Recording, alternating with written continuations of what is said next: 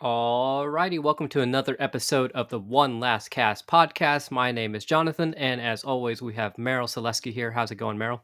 How's it going, bud? Well, it's another episode that we're doing, and fishing's been good here in Galveston.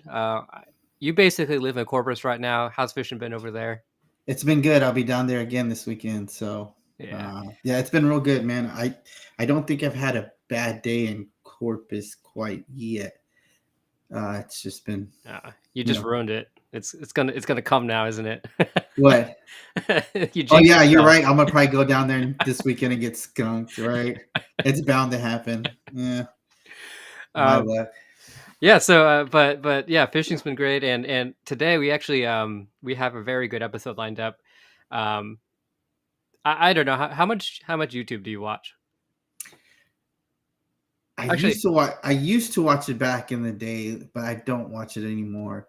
But when I did watch it, there was like maybe a handful of people, like Brian McPherson, Ty Sutherland was one, and yeah, those were and really I watched Brian to get spots. That's pretty much it. Ty I watched for entertainment, right? So I mean, other than that, I mean, yeah, I didn't. Those were my YouTube watches from fishing, pretty yeah. much. So everybody here heard it here that Merrill was first a pot licker, Yes, I was. Yes, and no watching shame. Brian McPherson, Yeah, who it's was like, man, that looks like Seawolf Park. He's pulling them flounders up by the pier. yeah. But number one, I think you need to be less obvious with your segues, but that was a perfect segue into our guest today of Captain Ty Southerland of 30 Miles Out. He was my experience with Captain Ty Southerland. He wasn't a captain at the point when I started watching it, but he was just a guy fishing out there, and he was actually one of the first few YouTubers who do strictly fishing content. Um, and it was very interesting because like when YouTube was first coming out, it was just a lot of very low production videos, at least at the time. And then up came along this guy who uh, I'm pretty sure he sang his whole theme song in the very beginning. And it was like very well done. Um, and it That's was funny. like, wow, this is pretty good for a YouTube video. And then it was just him talking fishing and going fishing and all that stuff, and then eventually he became a guide. Um, but uh, but yeah, I think that this is going to be an awesome conversation. And before we get to that, definitely want to give a shout out to our sponsors, Dirty South Kayak Anglers. If you're looking for a Facebook group to go to learn about kayak fishing or go talk kayak fishing, it's a very great group to go to. So there's Dirty South Kayak Anglers. Search it up on Facebook and go over there and join it up. Also, Knock and Tail Lures. They are my go-to soft plastics. Merrill, I know you use them heavily too. Michael is a great guy, and it's the paddle tails that he's created where they have the rattle built in the tail is just actually I there's a funny story associated with that. Let me tell that after we get our next sponsor, 4A Printing. um 4A Printing, Aaron, he creates our kind of our custom merch. I still need to get with him. He's offered to make us shirts, and I need to re-up our order of fishing towels.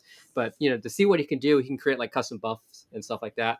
He has with our logo. So that's awesome. So if you're looking for something like that, talk to Aaron.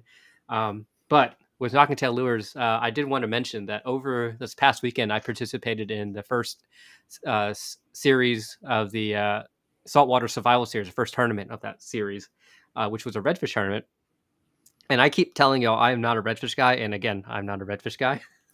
I'm a trout guy, and I accidentally catch flounder and redfish. And I had a game plan set up. I was going to go to Freeport. The night before, I was something came up. I had to stay up late, and I ended up not going to bed until like 3 a.m. I was exhausted, so I decided at 3 a.m. I'm not, I'm going to get like 2 hours of sleep, and I'm not going to make the drive to Freeport because it was just going to be a long drive. I didn't want to be tired and make that drive, so I decided to go somewhere close by. Um, and I had kind of a game plan set up. When I got out there, the tide was lower than I wanted it to be. And you can actually check out the written report. I have it on our Facebook page at facebook.com/one last cast podcast. But I was out there, and the conditions weren't the best at the time, but I've been out there before, and I should have caught a couple of redfish. And my first fish that I caught was a freaking carp on a knocking tail. It was a carp. Like, I've never caught a carp before on a knocking tail, actually on anything.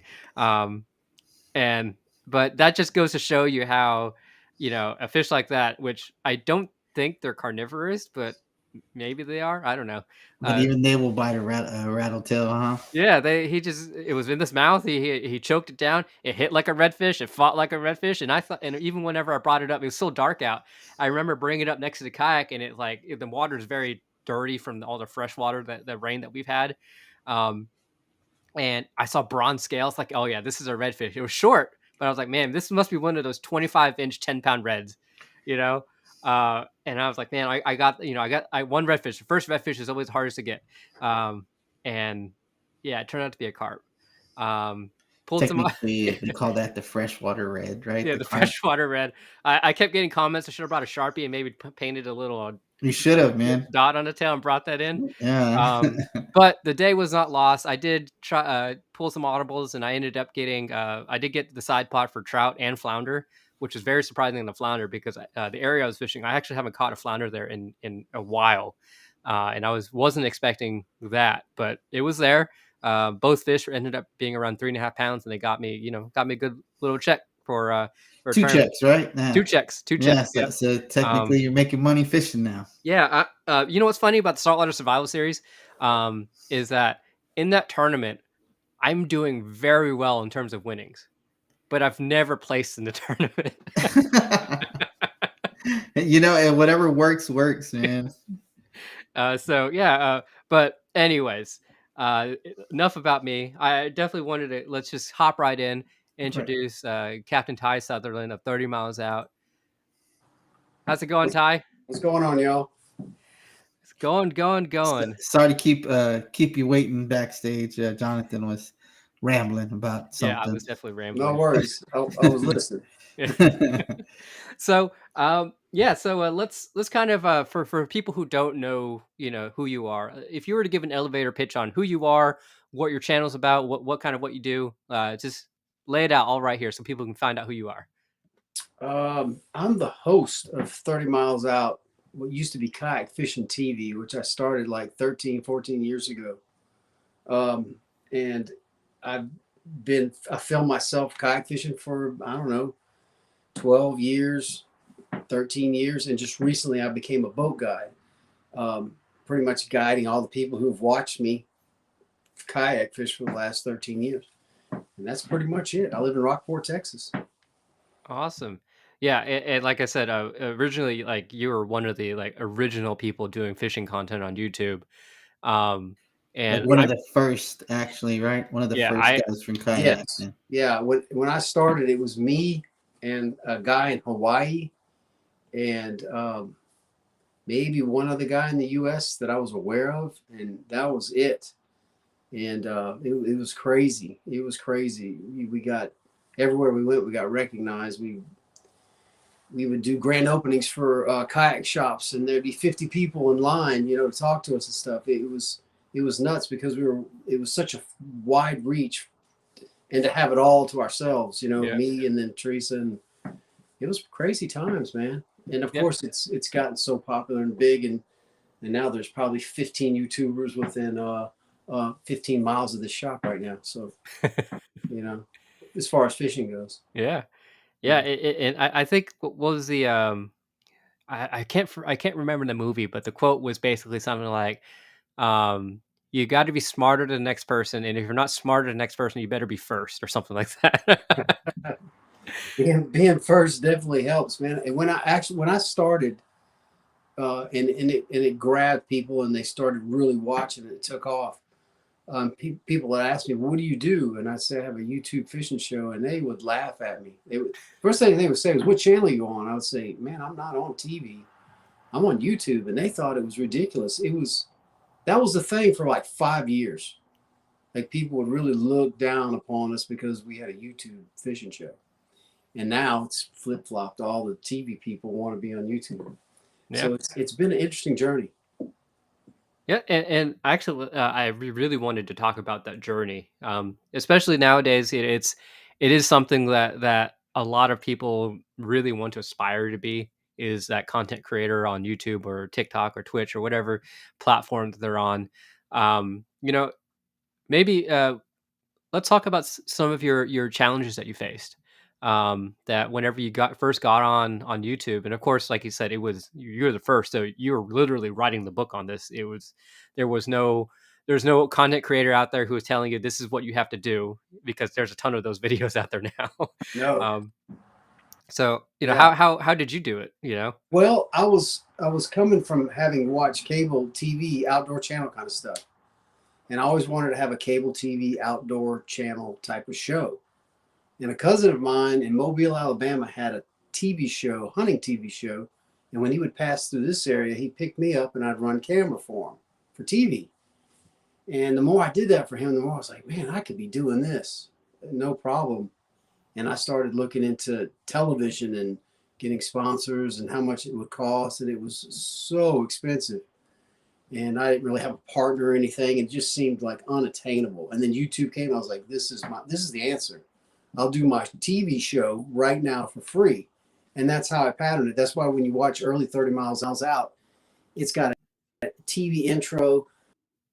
30 Miles Out is brought to you in and all that. It's done like a TV show. So that was my template. If you Yeah. And at the time, I technology has progressed so much. I know from 10, 15 years ago. Uh, at the time, were you just shooting it from like like a GoPro, or was was the GoPro even out then at that point? They were out. They were not out, man. The first video I did was on something called the Flip, and it was just this little box with the USB that would flip out. Right after that, the Kodak PlaySport came out, and those of us who were filming were all, it looked like a cell phone. It's about the same size with a small lens. It looked just like a cell phone, really. Great audio and decent video, and it was water resistant. Kayaks and those early offshore kayaking fishing videos were all Kodak PlaySport. Yeah, I had a couple of those play sports. I know where one of them is. It's at the bottom of the channel. So uh, I have a question. Was it like a was it like a general to get the knowledge out there, or was it more of like what was the like was it a financial stream that or was it just more informational and you want to help people out? What was the drive to get you to, because it's not just, hey, it's real easy to do, because it's not easy to do. It takes work, it takes effort. So what was the motivation drive? What was your motivational drive to pursue this and keep doing it and stay consistent with it and not giving up on something? Because usually some YouTubers, they get in the game and then they're out the game, and some people, they do it for a financial, this is what they want to do for the rest of their life. They're making decent money, to support their livelihood and stuff like that. So for me, it was a creative outlet. I enjoyed the process. I loved it. For me, it was kind of like all my worlds coming together. So I was in my 20s, and I toured all over the United States. That song 30 on that record called Utah that I had a single on the radio. So I toured all following that single around. Then in my 30s, I became a visual artist. I started painting Louisiana landscape and culture, 15,000 paintings. And then when YouTube came, and I so I thought, well, the only thing I haven't done is have a fishing show. So I was like, wow, I can take my music and I can use kind of songwriting video, because I can make it build and push and pull and like a song. Visual ability that I do with my artwork to get cool shots, things make sense, and be artistic in that way. And then I can use my visual art when it comes. And about the only thing I haven't done is act in front of a camera and stuff. And I didn't really, so it was kind of a mesh of all my artistic endeavors. So that's what drove me to answer your question. It was an exciting art forms and it to the public without any middleman. That was a foreign concept at the time. In the music business, we had to have a record deal, and we had to have distribution, and there was all people in between us and the listener. And when YouTube came along, the world got to hear it with nobody in the way. That was a foreign concept to all of us, really. So yeah, a lot has changed. Yeah. No, that was a very good question, Merrill. That's beautiful, man. I was like, man, I love it, dude. That's awesome, dude. I've never heard it put that way. But yeah, man, I love it. Cool. Well, Merrill, I think we created this this podcast as both a creative outlet as well as to help inform our the people that we fish with, of what's going on within fishing and all that. So it's a little bit of both. So yeah, pretty cool. Yeah. And that marriage of all the things that I love to do is teach. I always love teaching people. I've since I was a little bitty, I would make them all go and I'd show them all how to do it. So that was just a thing with the camera and showing people what I was doing and how to do it. So yeah, it's just an issue. I wasn't doing it for money. I was doing it because it was exciting. And then, like maybe 3 years in, people started reaching out. Like I remember Native Kayaks. It's like, sure. And then this 18-wheeler just pulled up in front of my shop and dropped off 3 native. I was like, okay, man, this might be something. We might have struck a nerve.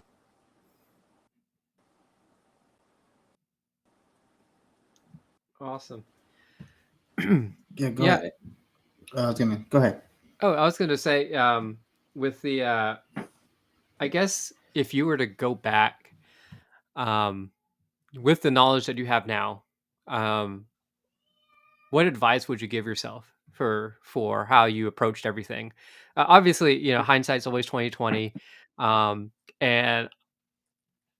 I think one of the answers that you may be thinking about is I wouldn't change a thing because obviously certain things have led to where you are now, and you know, but if you were to able to go back and give yourself advice, what kind of lessons learned or advice would you give yourself? As far as YouTube goes, or Yeah.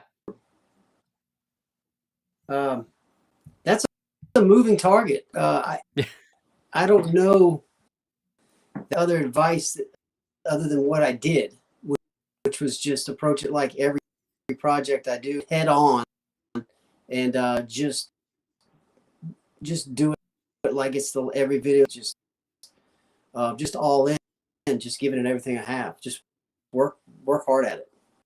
But what I did, day one, just worked hard at it. Put a lot into it. Awesome. I know from from looking at like your pages and all that stuff, and even your YouTube, you do a lot of traveling. And with your travels, fishing is always kind of associated with it.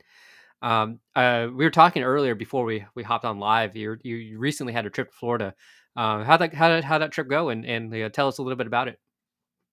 Okay, I did a solo trip by myself to go visit our son. And while I was there, I made plans to go even further south in I don't know if y'all have seen Zoffinger on YouTube. He's got a huge channel, and it's had a huge channel probably. So I went hang out with him and see what he was doing, and we did some fishing, and then I made my way back. So it was just a fun. I knew I was going to start to get pinned down with guide season coming on, and it was just time just self-indulge for a moment. And Teresa said, just go. So she had a trip planned, and I took the opportunity and left. And I guess like how did the during that time did you fish, and how did that go? Any memorable catches during that time? Yeah, I filmed the whole thing, of course, week. I'm almost done with it now. And it was springtime in the season. The fronts were coming through back to back, which was kind of, and it was we kept fishing post front after the front. Everything's. I only saw a couple tarpon, but we did manage to hang some dew of them. Got it on film, and you'll be seeing that. Had a couple shots at some sharks, some unique things like Spanish, and I had a couple massive break-offs. What it was, really got freaked out by it. 20, 30 pound 7-foot rod, and it just acted like I had a Barbie pole, you know. That was fun. That was a lot of fun. Nothing epic, but when we go ICAST in midsummer, so that's usually the time when things are a little more consistent, and we should see some more. Awesome. So testing, so they like native, right? So I've been in a native years back, right? So what, like from kayak, like testing out different kayaks, like how many different kayak companies approached you? And out of these kayak companies, which kayak did you felt like was more suitable for your needs or your style? Or did you switch up kayaks for different situations? Like, you know, a long run to use this kayak, shallow waters, I like this kayak. You know, everybody has, you know, likes to use, some people like to use different kayaks. One kayak fits all, so to speak. And for your style of fishing, what kind of kayak that you really felt like was home for you when you were kayak fishing? Well, I worked with a few, and I worked with a big dealership in Dallas called Mariner Sales, and so Mariner Sales was kind of the window to all kayaks. So I got to use through them all the way from you know, Pelicans to thing in between. So that was cool. So I got to use a lot of different stuff in addition to Craigslist or Facebook or whatever. So what it comes to, without all that help, even what it would come down to is what's the right for my region. That was a very specific thing. So when I lived in Florida, I used there, didn't work here, and the boat that I used didn't work at all in Florida. Those are very two different environments that have two different needs, and that's probably the most dramatic thing I can think of right now. Like tomorrow, I was going to use a kayak, I wouldn't be caught dead without a Hobie. The reason is that there's a lot of current. There's the flats are deeper. You can be in the current, it's ripping like a river, and you got to hold still. The flats 4 foot deep. Plenty of room for blades, and so you can sit as high as you want. So you say South Florida. Now when it comes to Rockport, most of our flats are a foot of grass or widgeon grass on the bottom, and you could go for a mile and a half like that. You'd be blowing 20 miles an hour, 25, which is not uncommon. And this is a much windier place than this is on east. So once you get south of Houston, it changes. This is a very windy region. It's kind of where the desert from California, so it's where the desert meets the Gulf as opposed to where the swamp meets the Gulf. So this is and so I want something low profile to cut the wind, and I want the wind. So here, my favorite boat is a 30-year-old ocean kayak prowler, fit on the ground, super fast, only 50 pounds, turn side saddle, put my feet on the ground because you can wait here. So that's a great way to beat wind. So what boat I use. I know that's a long explanation, but yeah. Yeah, no, but it was very detailed. Good. It was a very good answer.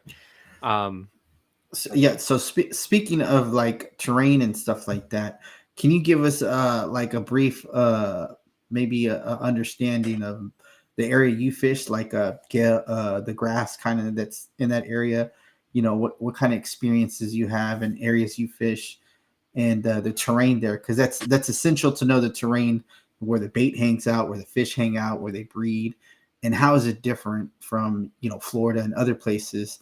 And do you make those adjustments when you go fishing, or do you kind of stick to what you know, so to speak, like when it comes to grass? No, it's way different, man. Way different. So when you get south of Port Arthur, going toward Houston, into Louisiana and Mississippi, all the way to Florida-Bama line, that zone there is, you're dealing with the Mississippi. So the current flows this way toward East Texas. That's why Galveston's my what's those two bays in between here and Galveston and all that. That's why the stuff tends to be more muddy. Once you get out of that flow south of Port Arthur, then you're hitting kind of a deserty area. There's no bayous flowing in. There's no more river, sand, no more silt, no more mud. Water clears up. So it's really pretty. It's Bahama-like. You know, we have clear water, black turtle grass. Islands, we don't have Spartina grass that grows in mud. We don't have oyster, except the oyster likes mud, which is East Texas again. So sand. So you can stand here, which is helpful because we have a, so man, I forgot what the question was, but all very different, and they all require different types of boats, whether we're talking kayaks or, you know, whatever. And I just kind of, when you're talking about East Texas and Louisiana, you're talking about marsh, mud, marsh grass, you're talking about oyster. That too, you can't touch bottom. You know, I mean, you can't jump out in a lot of places. That's where I want the boat to be wider, larger, because I ain't getting out of it. Trees, you lose the wind. I can almost gauge the wind by the height of the trees. When the cool mainland, if there's a lot of trees, the mainland's cool, so it doesn't heat up and rise. California, there's no trees, man. So when it hits the hot air, the desert air, or the hot open farm fields and that kind of mesquite and all that, go straight up. So over there, man, I'm using completely different kind of boats. I want something I can stand in, that I'm not getting out. I'm not dealing with all this wind, so it doesn't matter if I have a high elevated seat or not. I'm generally dealing with wider boats. Shallow water, Mirage Drive, could paddle boat might be a little bit better.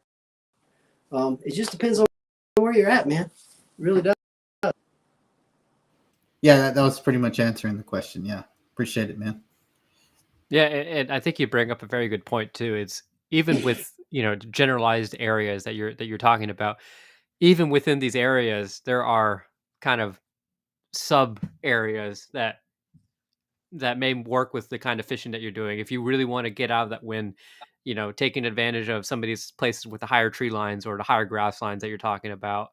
And especially like, you know, like you mentioned, Rockport is very shallow.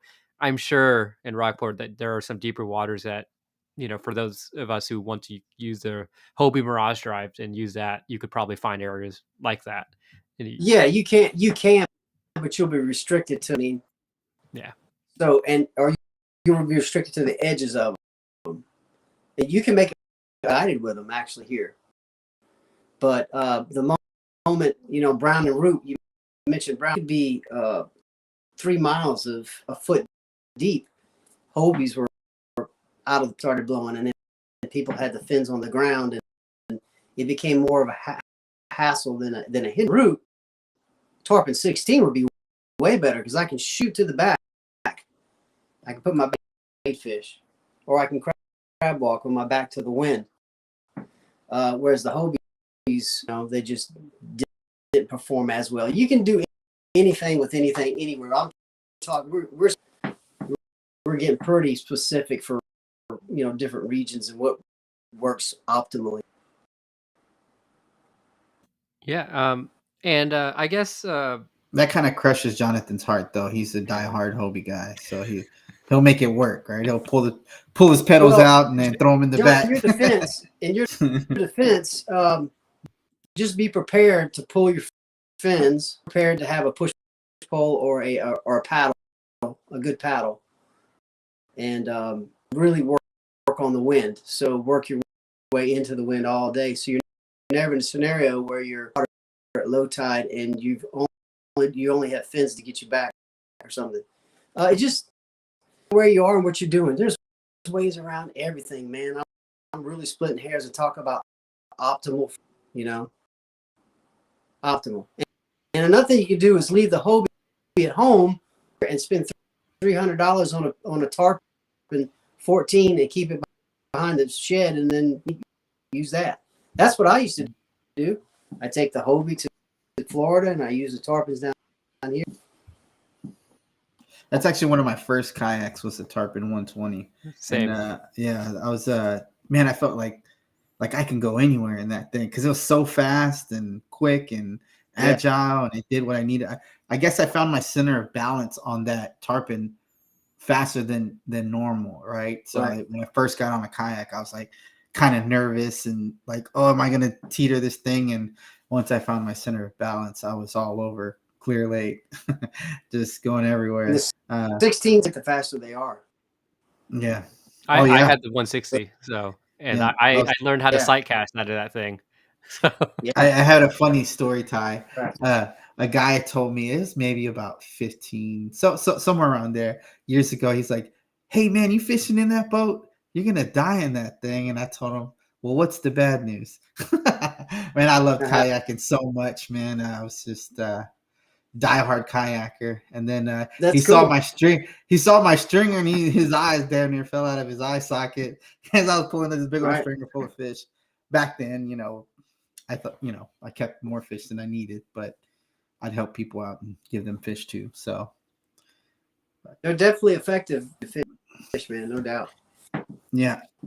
Are you more of would you consider yourself more of a conservative fisherman? Or did that change when you became a guide, or were you just always conservative?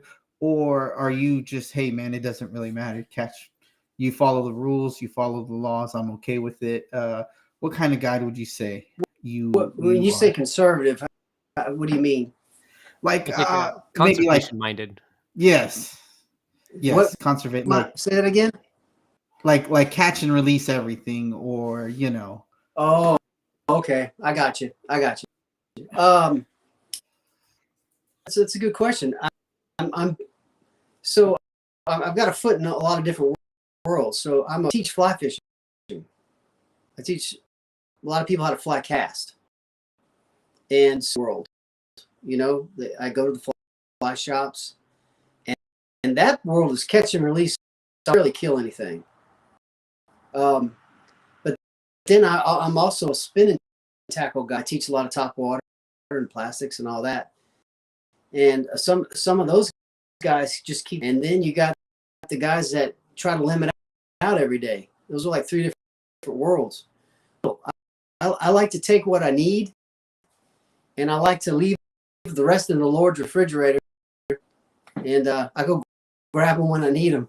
I don't eat anything frozen. There, I'm blessed in that I live 600 yards from salt water. So I lived in San Antonio or on Lake Conroe or something where I fish, and I was going to freeze them because I wouldn't get to go for another month or two. So in that scenario, now I just grab what I need and catch a couple fish, go get a couple of eggs, and go eat something. Yeah, I would probably be a bit the same, like just catch whenever I need it. And but I mean, I first didn't start off that way, right? I used to think it was cool, like to catch a lot of fish, and I don't know. It's just more of like I think I was more of I guess proud, right? Would be the word. I was more proud of all my catches and showing people like, hey man, I can catch these fish with lures and stuff like that. Kind of start out. I think it's instinctive to be able to provide food, and then some of us start to go, okay, it's not super sustainable. I'll just take what I need. Some people, just a lot of There's 200 guides within 40 miles of my house and most back to the dock for 9 a.m. with full limits, and I guess it's sustainable. So everybody's a little different. Right. Yeah. And when you talk about the fishing in Rockport, what's your for you personally, what's your favorite species to target? Personally, I love tarpon, and I creep around looking for tarpon in every nook and cranny, ditch, residential canal, drainage ditches. I mean, I'm a little tarpon creep. I really love sight casting. Anything, redfish, drum. I love the sight cast, and I love a top water explosion, whether it's on a plug or something. Anything that blows up is just visual stuff. Is pretty much it for me. Would you say anything over 150 pounds on a tarpon is just a totally different fish and a different fight? Yeah, I don't even mess with those really. The Pensacola, they stayed on a 3 mile bridge, and we hooked trees on a whiting about that big, and it spun our kayak around like twice and broke, and then another guy hung one, and I stayed with him for 3 hours in the dark, being drunk. Pensacola, and it's not. It's like a BB gun to an elephant hunt, I guess. It's the best way to put it. So yeah, it wasn't fun. It was, you were outclassed so much, it wasn't fun to me. What's fun to me is 2, 3, 4 pounds up to like 50, 60. That juvenile belt range where they just go ballistic and they jump, and it's they're faster, and and you can actually get a decent fight, and then you can release. It's not an all-day affair where you can't catch another one and you're done for the month. So they're my favorite, and you can also be in a more enclosed environment in a creek or and find these 5 pound to 50 pounders, and my favorite, my biggest ditch tarpon in Rockport is 30 pounds right now. Man, ditch tarpon. I've never heard that term before. But yeah, so I'm more of like a little bit of the opposite. I kind of like them, the bigger tarpon. I think I got my bicep torn by one, and I've been hooked since. And it's I think I got it pretty bad, So it's just they're definitely adrenaline rush. Any size, all sizes, they're adrenaline rush. They're gonna sky. It's pretty neat. It's a neat fish, man. Yeah, I noticed that like the 80 pounders, 100 pounders, they were in like 15 minutes. Yeah, depending on the tackle, yeah. Depending on the tackle, for sure. Yeah, Yeah, sorry about that. Yeah, no, I think at this point, you guys are just making me jealous because I have yet to catch a tarpon, and it's on my bucket list. Yeah, man. As far as tarpon goes, the best thing I can tell is think freshwater, don't think salt. If you're after the ones that I'm after, ones that are, if you want to be in deep water at the jetties, they're just there. It's warm, they're there. But when it comes to the juvies and the, if you're interested in those two in Texas, just think freshwater. It's like a gift. Yeah, no, it's.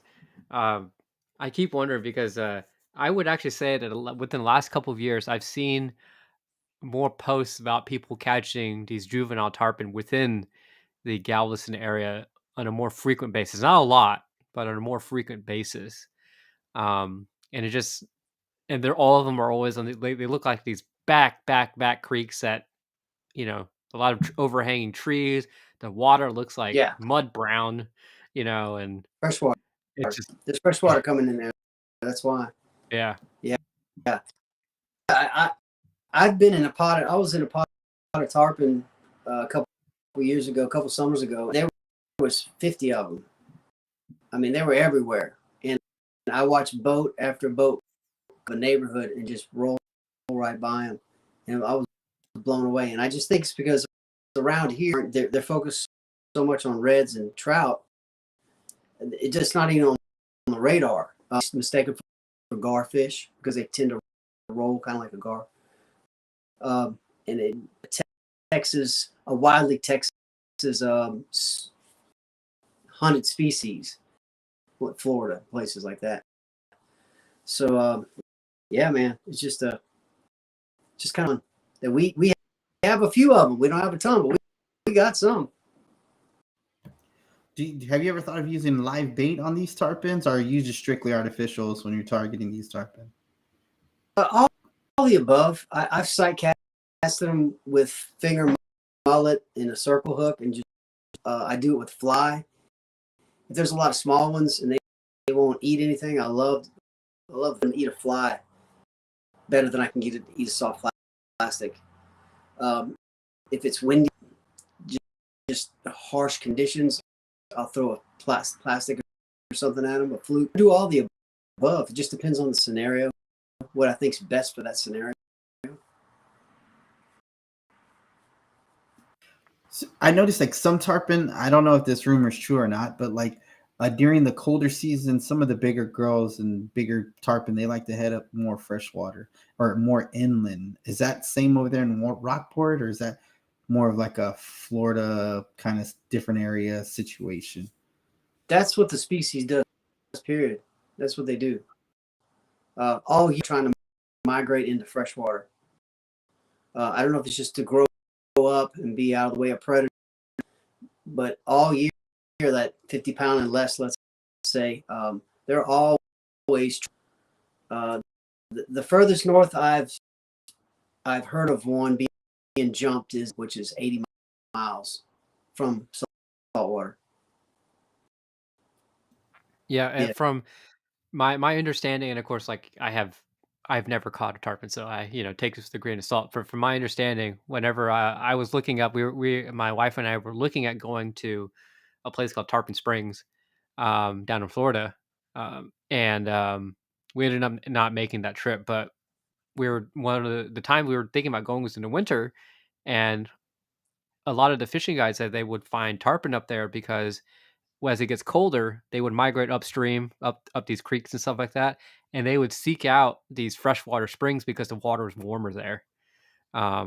Because it's an underground spring that comes up and it'll be just warm, and they would be up in there, and I thought that was cool, and I really wanted to go out there and catch my first tarpon, but we ended up not making that trip.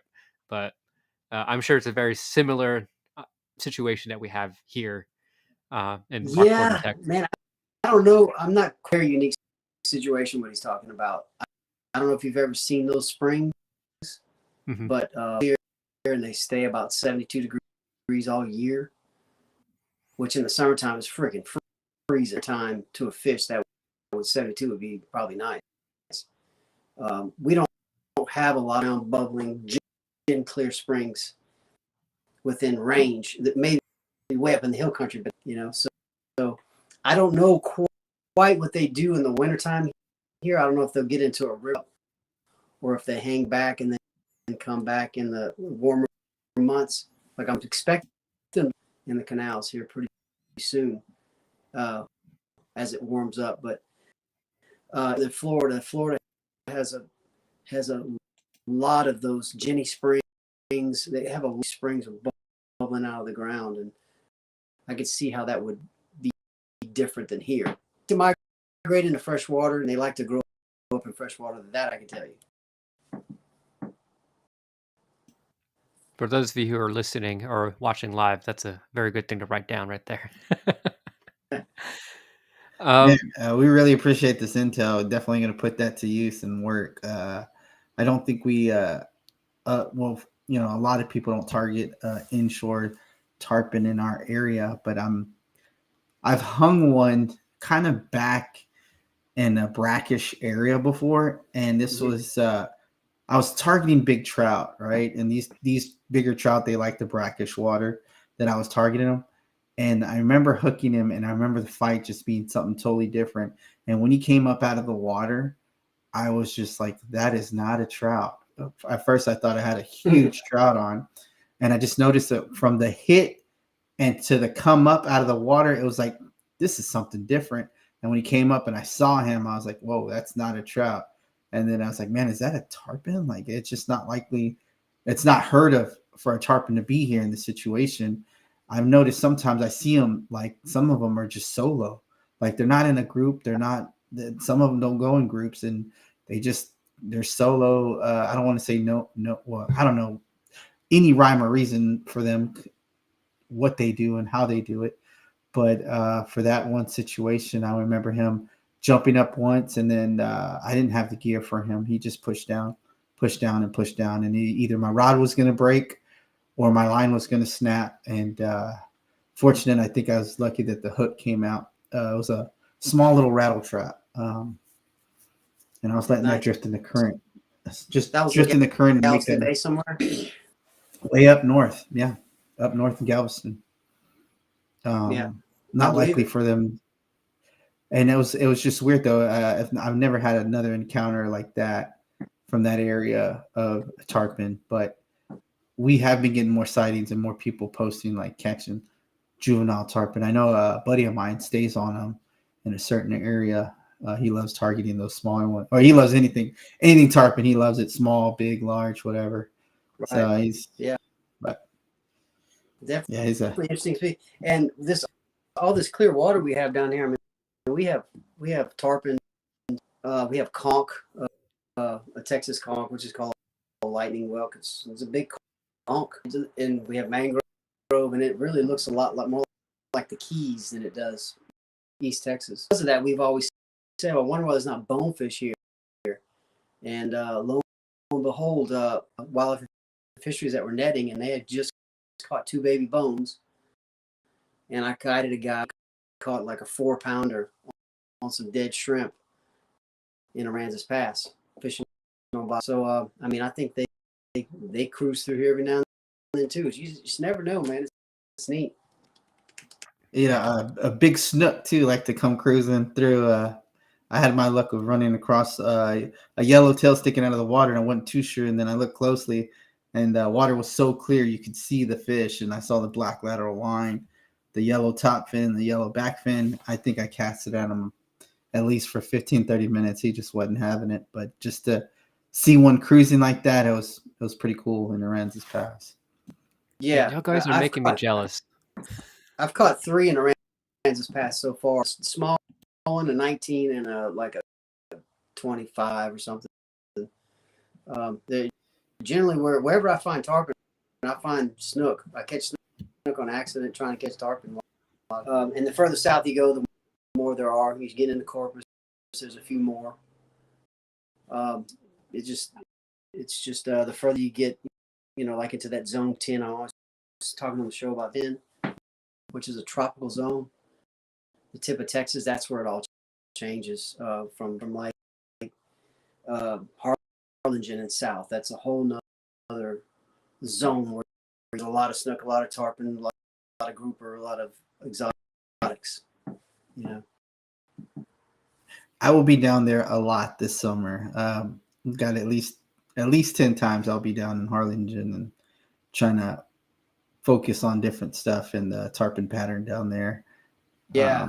And then as they work their way up this way, I'll probably be following them. But I definitely want to spend a lot more time down in that area. Yeah, that's a fun area, man. That's kind of our Florida, or the closest thing to Florida, more tropical down there. It doesn't get as cold as it does even here.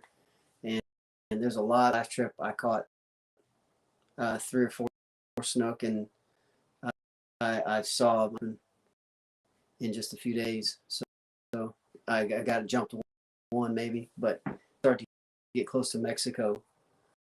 You're more on parallel with like Miami almost. So different ecosystem. That's awesome. And I know we could probably talk fishing forever, but I do want to give a chance for some of our listeners here to ask some questions. Um, I have one from Kevin Wills, and I do want to I do want to know the answer to this. So, with you being one of the first people to introduce kind of kayak fishing on YouTube, or did you would you say that you introduced kayakers to the phrase sleigh ride? Sleigh ride, man, that was not my. You know what? I don't know. I I don't I don't know who was saying that first. I don't know. I might have been one of the first guys doing it, whether I originated it or not. I originated what? That's my thing for Yeah. sure. Yeah. Yeah, but man, I don't remember. We've been saying it a long time, but I don't remember who originated it. Yeah, if you ask people, it's probably gonna be like, I heard her from this person, and heard her from a friend of a friend, who a friend of a friend, and it's gonna go on like that forever. So, Yeah, but no doubt. yeah, No doubt.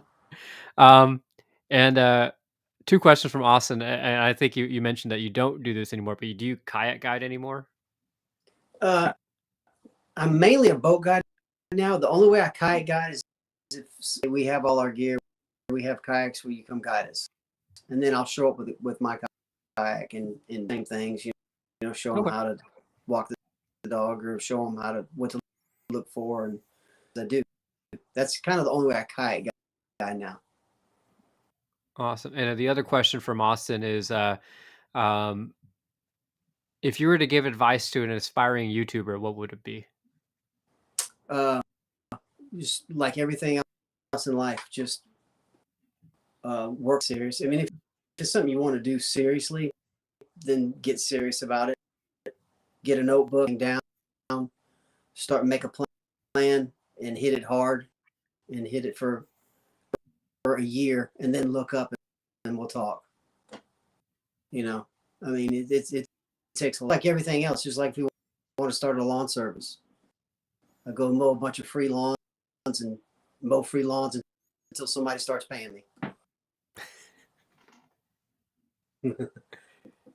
Hey, Merrill. I know you want to get serious about your doing bathrooms and stuff like that. Maybe you can help me out. Yeah. I am booked like all the way to with that and guided trips. I'm booked to like June, July. So we definitely have to Wow. talk about that. Yeah, dude, it's dude, like when so like a little background on me, I started kayak guiding like right when COVID hit, like around that time. And I think when people were getting laid off and stuff, like that really like amped my guiding business. And I was doing doubles and triples like crazy. I was like a walking zombie. I think I had sores in my hands from being in the salt water so much, or maybe it's just our salt water. I don't know. But like I was never 100%, and I was like, man, no more triples. All right, then I was like, no more doubles, and then I was just like, man, it was a toll, And then fixing gear, right? Having hobbies, you gotta stay on top of your gear, rinse them off, and losing a lot of rods and reels. And okay, let's not use the expensive rod and reels anymore. Let's just use the good ones, right? But not the losing $600 setups wasn't a good thing either. So it was definitely a learning journey for me, but it was a really good time in my life that I was happy. I loved what I was doing. I enjoyed it, and I met a lot of good people and a lot of good friends. And some of us are still good friends, and they still book me to this day. And it's just it was a good thing for me while I was doing it. But the demand, I feel like, is still there for kayak because there's a lot of entry level people still trying to come in, or there's just some people that are trying to like they'd book you to learn top waters and soft plastics, or how do you break down an area when you're fishing it. What are you looking for? Are you looking for bait signs? Are you looking for bird signs? Are you looking for both? Are you looking for water clarity? Or what's in this area? What's the terrain in this area, right? But all that's a lot of error and mess ups, and there was a lot of error that I've made in the past, and I'm just slowly getting better and better and better, and pushing those mistakes I've learned to help other people like to not make along the way and along my journey. And I always say I'm not going to sit here and give you the right answer for everything. That this is more something you have to learn and you have to experience and write your own book, right? I don't have the answers for everything because there'll be one day and you'll be humbled, right? And you know, or you're missing one puzzle piece to your thing, and it'll happen. But you know, No doubt. it's been, you know, it gets better the more time you get on the water, the more practice, the more mistakes you make. You get better and better and better, and don't quit, don't give up on it. Like you say, on anything in life, don't give up. Just keep pushing, and don't give up. And you know, you get better and better. You know. If people don't give up, if they really just enjoy being on the water, whatever it is, unless they're just wanting to catch a lot of fish for some odd reason. You just have to have a passion for it. It's like anything else in life, man. Yeah, it really is. Yeah. There's definitely some of these people that you know, that's fishing artificials. It's just, you know, or they go back to, you know, they want to learn the hunt game and not so much of just posting up at a drain and just throwing bait, you know. Or that works for some people, right? Some people love that. Some people love posting up at certain spots, and that's their fishing. You know, that's what they love to do, and that's some people fine. want to relax because some people I've noticed. Yeah. Right. Yeah. Right. Yeah. So everybody has their own strategy and own technique, but some of the people I can sense the frustration on these messages and these comments, and like, you know, like, how are you doing this and what, you know, and it's like, you know, just don't give up, man. Yeah, I hear you. Yeah, and another question from Matt. Oh, go ahead. I see what he's saying. The frustration, Oh, watching somebody. Now you can watch somebody. It's like, how's he doing that? I get it. Oh yeah. One last question from the audience here. Yeah. Apparently, you're known for being a very budget-minded angler. I don't know if that's a Yeah. thing or not. Um, what do you suggest for a 2,500 saltwater reel and rod, if you were to give a recommendation out there? Just whatever you can afford. Just the best of what you can afford. I would say, 60% of the money should go to the reel, and then 40% to the rod, maybe, let's say, just so the reel's a little higher quality and won't start grinding too quick. And then just a 6.5 to 7 foot medium light rod from Academy with the rest of the money, and that'll suit you fine. Yep. For me, when I first started out, I was doing the $29.99 Shimano Sienna with a Berkeley Lightning rod, which was and that's what got me started. And basically, the rod lasted forever, but the reel would be trash at the end of the year, so I would just throw it away and get a new one. Right. So There's a Daiwa has one I used to use that was cheap, like $30. That was bad to the bone, man. I still love them. I can't remember the model, but it's black and red. the Fuego. It's not the Fuego. I thought it was the Fuego. Can't remember. It's like the cheapest one they make. It's black and red. It's at Academy. I highly recommend that rod for budget. Yeah. Oh, okay. Yeah. I'm thinking an old school pin. That was like an old school pin one that. Like, pin stuff tends to be kind of heavy. That dial I'm talking about is light. It's a dial. Yeah. I don't mean fish dials. Yeah. And then, it just Academy's got everything you need, man. Just go in there and just figure out what you want to spend and find a rod that's lightweight but yet has a limber tip and a decent reel, and keep it all light. 15-pound braid for the flats. 10-pound if you're experienced. I like to throw 10. 15 is good all around, and just throw as far as you can. Yeah. Awesome. Well, we certainly, Captain Todd, we definitely enjoy our conversation today, and we wanted to thank you for hopping on with us. If anybody wants to book you, how would they go ahead and do that? Turn my computer back on. Where is it? This is my number right here. I don't know if y'all can see it. It's kind of far back. 30milesout.com has all the information from about me to email, booking the trip, what you need for the trip. And 30milesout.com does it all pretty much. There's the number is for we also have a like a video thing. So where it's I mean not a video but an audio. So I believe the number is 361-205-9020. Is that correct? Correct. Awesome. So, and 30milesout.com. Either one of those will get us, and we'll get you on the books and get you down here, and we'll go on a hunt and search for something big. Awesome. And of course, you you still have your YouTube channel, and it's 30 Miles Out as well. So yeah, I guess it's just with me forever now. I still just I've been doing 1-2 videos a year, 1-2 videos a week for 13 years. You know. I think also that's a tip for you aspiring YouTubers is be consistent. So yeah, yeah, no doubt, man. And for us too, right, Jonathan? Be yeah, consistent. we're not as consistent. We're trying to work on that. So. Yeah, for sure, guys. Thank y'all very much for having me, man. It's been fun, and I hope y'all catch a bunch of fish over there in East Texas.